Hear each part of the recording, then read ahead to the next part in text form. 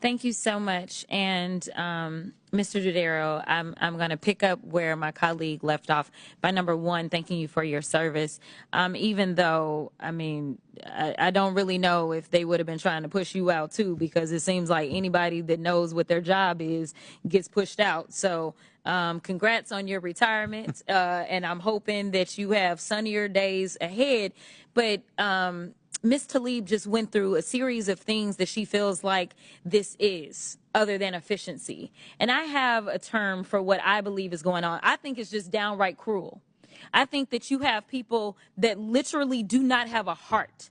They're telling us that, oh, no, we're going to run the federal government like a business. Well, let me talk to you about the people that are allegedly running this business, because the federal government ain't a business. But let me clarify. If it was, I don't want it run like the president has run businesses. The president, it's my understanding, has filed bankruptcy 6 times. We don't have that luxury in the United States of America. But even when we start to think about Elon Musk, right now, as it relates to Tesla, the sales are down. As it relates to X, he has never made a profit since he bought X. In fact, the value of X is 75% lower than it has ever been. So if I am going to go look for somebody to run a business, I'm going to look for someone who is going to run one successfully. And before people start screaming and yelling about, well, he's a billionaire.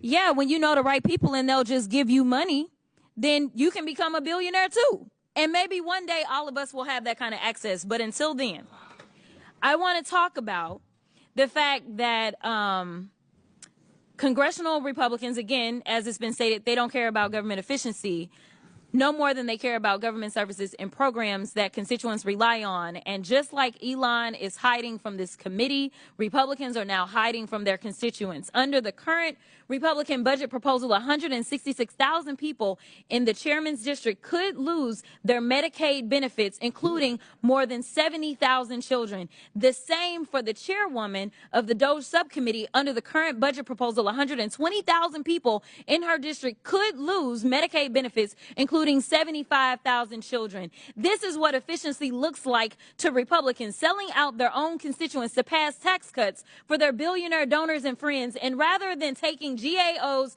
recommendations and discussing how Congress can help make federal employees and agencies more efficient, effective, and supported, they're firing probationary federal employees, which again, in my opinion, has led to planes actually falling out of the sky.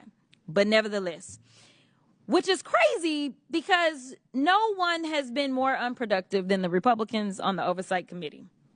Nevertheless, Mr. Dudero, of the 38 high-risk areas in GAO's 2025 report, more than half are due in part to staffing or skills gaps, which you've already discussed. In your written testimony to the committee, you stated, quote, when we have seen progress on high-risk issues, it has typically involved 3 essential elements: congressional action or oversight, commitment from top leaders at agencies, and active involvement by the Office of Management and Budget. In your opinion, has Congress done enough to ensure the mass indiscriminate purging of federal workforce doesn't, quote, impede the government from cost effectively serving the public and achieving desired results? Yes or no? Well, I talked before about telling the truth, the whole truth, and nothing but the truth. Sometimes it's not a yes or no. I think Congress should get more engaged and proactive in this area. I've always encouraged administrations in the past to consult Congress in making some changes. Many of these things deal with laws that Congress passed, and I think Congress needs to get more active. I agree.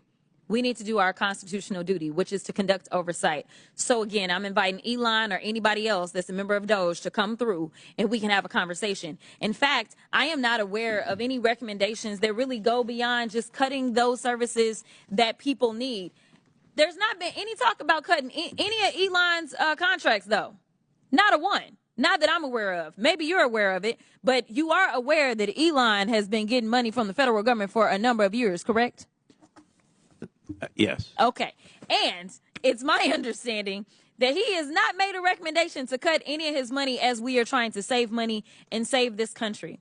At the end of the day, what I am going to say is that we had the National Highway Traffic Safety Administration open 5 investigations on Tesla for complaints of unexpected braking, loss of steering control, and crashes while cars were in self-driving mode. And Tesla tried to block at least 2 rulings from the National Labor Relations Board punishing Elon for tweeting that factory workers would lose stock options if they joined a union. This is a problem. Can you at least tell me that you agree, that you understand what a conflict of interest is, and that Elon I am well aware of what a conflict of interest is, and we've been asked by the Congress to take a look at this situation, and we will. Well, I appreciate that. And with that, Mr. Chair, I will yield.